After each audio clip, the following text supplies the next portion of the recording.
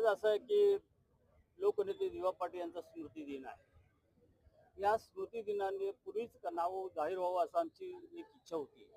परंतु केंद्र सरकारकडनं असं सांगितलं जातंय की ज्या दिवशी हे विमानतळ सुरू होईल त्या दिवशी ह्या नावाचं घोषणा होईल. परंतु अहमदाबाद, हैदराबाद किंबहुना बेंगलोर या विमानतळांचं नाव उद्घाटनापूर्वी घोषित झालेलं होतं. आमचं मत आहे की आपण निश्चितपणे नाव घोषित करायला यावा आमचा विश्वास आहे.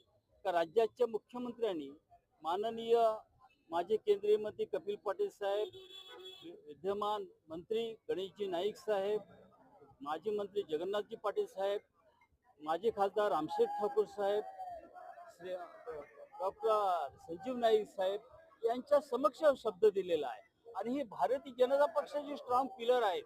किंबहुना या ठिकाणी आमच्या चळवळीचे ते स्ट्रॉंग पिलर आहे आणि त्यांच्या समोर शब्द दिले आहे. यामुळे निश्चितपणे नाव निश्चित जाहीर होईल.